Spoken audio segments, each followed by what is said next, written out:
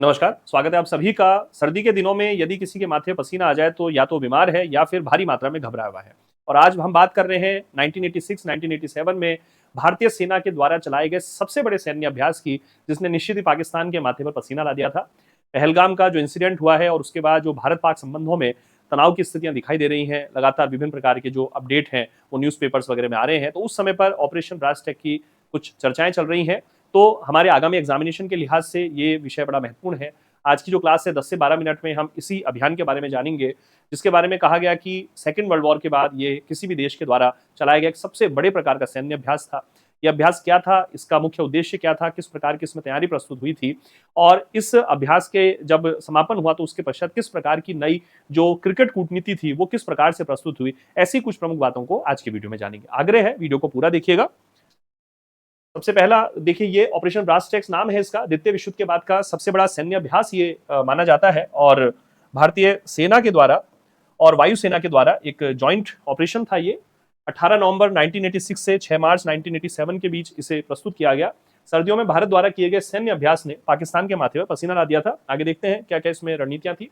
ये मैप है हमारा भारत और पाकिस्तान, और ये हमारे जो बॉर्डर स्टेट हैं जम्मू कश्मीर, पंजाब, राजस्थान और गुजरात। और ये वाला जो सैन्य अभ्यास था, ये बड़ी महत्वपूर्ण बात है कि यहाँ ये सैन्य अभ्यास जो है वो राजस्थान में प्रस्तुत हुआ था। ठीक है, तो ये हमें ध्यान रखना है, राजस्थान के लिहाज से भी बड़ा महत्वपूर्ण है। हम जानते हैं कि जो वॉर हुई है भारत और पाकिस्तान के मध्य की, उसमें जो राजस्थान वाला जो बॉर्डर का एरिया है वहाँ की बड़ी ही महत्वपूर्ण जियो पॉलिटिकल सिचुएशन दिखाई देती है। एक मूवी बनी थी बॉर्डर, जिसमें उस समय के युद्ध का चित्रण था। तो राजस्थान का जो पश्चिमी हिस्सा है उसका संदर्भ उस मूवी में दिखाया गया था। मार्च 1987 में न्यूयॉर्क टाइम्स ने अपनी रिपोर्ट दी कि ऑपरेशन ब्रास टैग्स जो है दूसरे विश्व युद्ध के बाद से दक्षिण एशिया में सबसे बड़ा सैन्य अभ्यास है। दक्षिण एशिया का मतलब है भारत और भारत के जो पड़ोसी राष्ट्र हैं, पाकिस्तान, बांग्लादेश, नेपाल, भूटान, अफगानिस्तान, श्रीलंका और मालदीव, यानी कि जो सार्क कंट्रीज हैं वो दक्षिण एशिया कहलाता है। दक्षिण एशिया भारत अपनी भू जो राजनीति है, जियो पॉलिटिक्स जो है उसके कारण, जियो पॉलिटिकल सिचुएशन के कारण एक सब कॉन्टिनेंट, एक उप महाद्वीप की हैसियत प्राप्त करता है, क्योंकि इतना बड़ा राष्ट्र है, क्षेत्रफल के लिहाज से, जनसंख्या के लिहाज से, शक्ति के लिहाज से, क्षमताओं के लिहाज से, संसाधनों के लिहाज से और विविधता के लिहाज से। तो ये अभ्यास जो था किसी भी संघर्ष के दौरान भारतीय सेना की जो रसद सहायता होती है और लामबंदी, घेराबंदी बोलते हैं कि किसी भी कोई संघर्ष होगा तो भारतीय सेना किस प्रकार से दुश्मन की घेराबंदी कर सकती है, उसकी जांच करने के लिए और किसी भी संघर्ष इत्यादि में अपनी श्रेष्ठता दिखाने के लिए किया गया, ऐसा माना जाता है। पाकिस्तान का दावा है कि यह अभ्यास जो था उसके अस्तित्व के लिए एक सीधा खतरा था। ऑपरेशन ब्रास टैग्स के जो मुख्य उद्देश्य थे, ये उस समय का एक मैप है ऑपरेशन ब्रास टैग्स का। कुछ 2-3 बहुत महत्वपूर्ण जो वेबसाइट्स हैं डिफेंस से रिलेटेड और जो न्यूज से रिलेटेड, वहां से हमने ये जानकारी प्राप्त की है। ये उस समय का एक मैपिंग है यहाँ पर ऑपरेशन ब्रास टैग्स के, जिसमें कुछ जो हमारी जो डिवीजन है, जो ब्रिगेड है, हमारी जो बटालियन है, वो यहाँ पर दिखाई देती है। तो भारतीय सेना की आधुनिक युद्ध कौशल और रणनीतिक क्षमता का परीक्षण करना इसका उद्देश्य था। साथ ही संयुक्त युद्धाभ्यास, जैसे मैंने कहा भारतीय सेना और वायुसेना, इसका संयुक्त युद्धाभ्यास था। और दुश्मन के खिलाफ तेजी से आक्रमण और प्रतिक्रिया करने की जो क्षमता होती है, क्योंकि युद्ध में इसका बड़ा महत्व है, तो इसको परखना कि क्या किसी भी संघर्ष में हमारी ये जो क्षमता है वो कितनी कारगर है, कितनी कुशल प्रकार की है। फिर इसमें हालांकि सेना प्रमुख के सुंदर जी, जो कि इस ऑपरेशन ब्रास टैग्स के साथ जिनका नाम प्रमुखता से जुड़ता है, आगामी एग्जामिनेशन में भी इनसे क्वेश्चन पूछे जाने की संभावना प्रस्तुत होगी। तो के सुंदर जी ने कहा कि ऑपरेशन जो ब्रास टैग्स था वो विशुद्ध रूप से प्रशिक्षण उद्देश्यों के लिए था, एक ट्रेनिंग जो प्रोग्राम था वो था। इसका उद्देश्य भारत की नई मशीनीकृत जो युद्ध रणनीति है उसको मान्यता प्रदान करना था। सुंदर जी ने पाकिस्तानी आशंकाओं को भ्रम बताकर खारिज करते हुए कहा कि यह प्रशिक्षण अभ्यास था, है और हमेशा से रहा है, लेकिन पाकिस्तान के लिए जब उसने अपनी सीमाओं के करीब विशाल संरचना यानी लाखों की तादाद में सेना और टैंक और जो एयरक्राफ्ट ये देखे, तो निश्चित रूप से उसको एक खतरा महसूस हुआ। तो उसने जब विशाल संरचनाओं को देखा तो उसे लगा कि ये युद्ध की पूर्व सूचना जैसा लग रहा है। तो अभी देखते हैं हम कि इस प्रकार की जो सिचुएशन है वो क्यों प्रस्तुत की जा रही थी। ऑपरेशन ब्रास टैग उस समय हुआ जब पाकिस्तान जो है वो खालिस्तानी, यानी कि हम जानते हैं पंजाब का संदर्भ, और कश्मीर में आतंकवादियों को हथियार मुहैया करा रहा था। 1979 में अफगानिस्तान में जिस समय यूएसएसआर का इंटरवेंशन हुआ और उस समय जो जियोपॉलिटिकल सिनेरियो क्रिएट हुआ और वहां पर एक जो अभियान चलाया गया यूएसएसआर के जो सैनिक थे उनको बाहर निकालने के लिए, और उस समय पर अमेरिका ने जो पॉलिसी अपनाई थी पाकिस्तान को फ्रंटलाइन स्टेट के रूप में उसको धन संसाधन मुहैया कराकर, और वहां अफगानिस्तान पाकिस्तान की सीमा पर इस प्रकार से कुछ युद्ध संबंधी कुछ सैन्य तैयारियां प्रस्तुत करना, जिससे रशिया के सैनिकों को निकाल जा सके वहां से।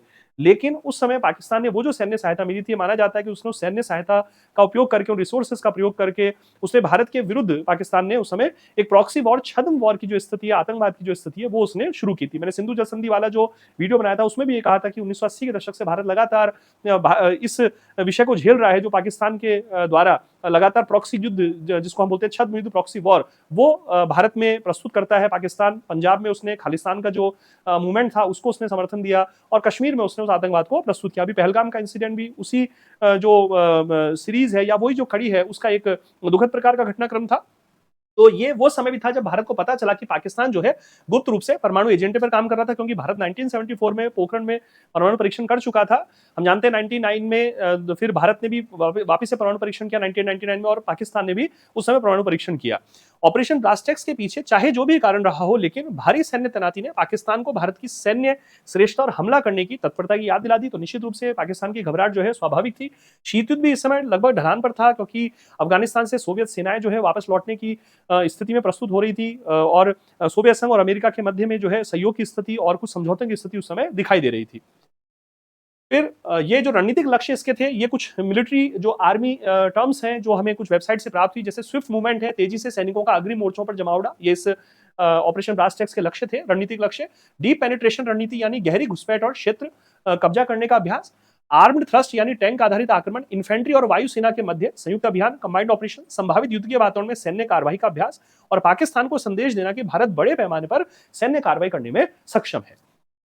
फिर अनुमान है कि लगभग 4 लाख से 6 लाख सैनिक जो है वो इसमें शामिल थे, और इस अभ्यास में कुछ हमारी पैदल सेना डिवीजन, मशीनीकरण डिवीजन, बख्तरबंद डिवीजन और हवाई हमला डिवीजन वो शामिल थी। ये आर्मी का जो एक स्ट्रक्चरल जो ढांचा होता है, संरचनात्मक ढांचा, वो कुछ इस प्रकार से होता है। Army command, core, division, brigade, battalion, company, platoon, section, ये हमने कुछ वेबसाइट से प्राप्त करने की कोशिश करी, कुछ अध्ययन करने का प्रयास किया, और मेरा आग्रह भी है कि हमारे साथ बहुत सारे जो एक्स सर्विसमैन विद्यार्थी भी हमारे साथ जुड़े हुए हैं, इसमें वो कुछ और भी ऐड करना चाहें तो कमेंट सेक्शन में वो बता सकते हैं कि इनमें क्या डिफरेंस होता है, कौन कौन इनके प्रमुख हुआ करते हैं, तो निश्चित रूप से हम सभी की जानकारी में वृद्धि होगी। तो निसंकोच वो कमेंट सेक्शन में इस प्रकार की जानकारी हमें लिखकर प्रोवाइड करा सकते हैं कि साहब ये इसका मीनिंग ये होता है, इसका मीनिंग ये होता है, ठीक है, हमारी जानकारी वृद्धि होगी। फिर उसके बाद जब ये दौर चल रहा था, तो फरवरी में एक बड़ी महत्वपूर्ण बात ये हुई कि राजीव गांधी और जनरल जिया उल हक के मध्य राजनयिक वार्ताएं स्टार्ट हुई। अमेरिका ने दोनों ही देशों से संयम बरतने की एक बात कही, क्योंकि दक्षिण एशिया में किसी प्रकार का सैन्य तनाव जो है वो आगे संघर्षों का व्यापक रूप ले सकता था।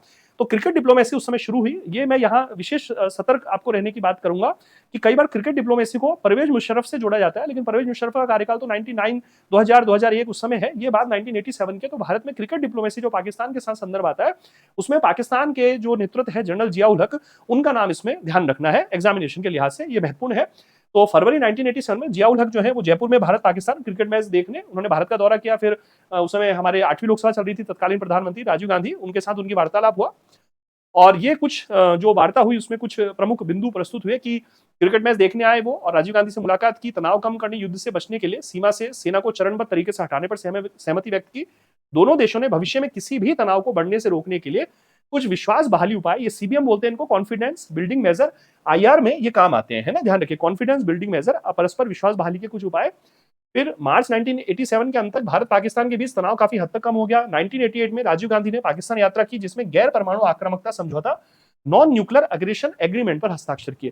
तो ईयर पूछा जा सकता है, और इस समझौते के तहत भारत और पाकिस्तान ने एक दूसरे के परमाणु स्थलों और सुविधाओं पर हमला न करने की प्रतिबद्धता जताई, बल्कि शायद 92-93 के आसपास से ये प्रोसेस की जाती है कि हर वर्ष 1 जनवरी को दोनों देश जो है अपने अपने जो परमाणु प्रतिष्ठान है उसकी जानकारी साझा करते हैं, ताकि किसी प्रकार के सैन्य हमले की स्थिति में परमाणु प्रतिष्ठानों पर हमला ना किया जाए। जहां तक मुझे ध्यान है, एक बहुत पहले एक मूवी आई थी, रिफ्यूजी मूवी थी, रिफ्यूजी, जो कि अभिषेक बच्चन की शायद पहली मूवी थी, और उसमें एक दृश्य दिखाया गया था जिसमें सुनील शेट्टी और जैकी श्रॉफ भारत की तरफ से और सुनील शेट्टी पाकिस्तान की तरफ से, और वो सेना के बड़े अधिकारी होते हैं, और वो इस प्रकार से मीटिंग करते हैं और शायद कुछ सूची का आदान प्रदान करते हैं। तो संदर्भ शायद उस समय ये दिया गया था उसका। वो खैर उस सीन को देखने के लिए मूवी देखने की पूरी जरूरत नहीं है आपको, मूवी तो वैसे भी देख सकते हैं, लेकिन ये आपको ध्यान रखना है कि सैन्य जो परमाणु प्रतिष्ठानों की सूची का आदान प्रदान किया जाता है इसी उद्देश्य से कि किसी भी सैन्य आक्रमण में, कोई गफलत में, किसी आशंका में, संदेह में कोई ऐसा हमला ना हो जाए जिससे परमाणु प्रतिष्ठानों की सुरक्षा खतरा पहुंचे, क्योंकि परमाणु प्रतिष्ठानों की सुरक्षा खतरा पहुंचने का मतलब होता है सैन्य असैन्य यानी नागरिक और सेना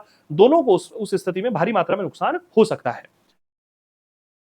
फिर ऑपरेशन ब्रास्टेक्स के परिणाम ये निकले, इसने दिखाया कि भारत की जो सेना है वो तेज और व्यापक सैन्य अभियान करने में सक्षम है, और साथ ही एक दूसरा परिणाम हुआ कि परमाणु हथियारों की जो दौड़ थी वो तेज हुई, और डिटेंस का जो पॉलिसी है, न्यूनतम निवारक जो क्षमता, जिस पर एक दिन हम 2-3 मिनट 5 मिनट में क्लास लेंगे, डिटेंस पर भी क्वेश्चन कई बार पूछ लेते हैं न्यूक्लियर डिटेंस पर, तो वहां से ये सिद्धांत भी महत्वपूर्ण रूप से लोकप्रिय हुआ। तो मैं उम्मीद करता हूं कि आज ये बिल्कुल एक ऐसा बिंदु जिसके बारे में अधिकांश विद्यार्थियों को, अंतर्राष्ट्रीय संबंध के बहुत सारे जानकारों को ऑपरेशन ब्रास्टेक्स की बहुत ज्यादा जानकारी नहीं होती है, लेकिन अभी चूंकि ये चर्चित था तो मुझे लगा कि ये आईआर के लिहाज से, करंट अफेयर के लिहाज से हो सकता है इसमें से कुछ क्वेश्चन पूछ लिए जाएं, तो इसलिए हमने इसको तैयार किया। और मैं उम्मीद करता हूं कि ये सारी चीजें आपको समझ में आ रही होंगी। लगातार आप जुड़े हुए हैं, आपके सभी का आभार है। स्वास्थ्य का ध्यान रखिए। कल मैं फिर से मिलता हूं आप सभी से एक नए टॉपिक पर, नई क्लास में। शानदार तरीके से सकारात्मक बने रहिए। क्लासेस को लाइक शेयर सब्सक्राइब जरूर कीजिए। नमस्कार, धन्यवाद।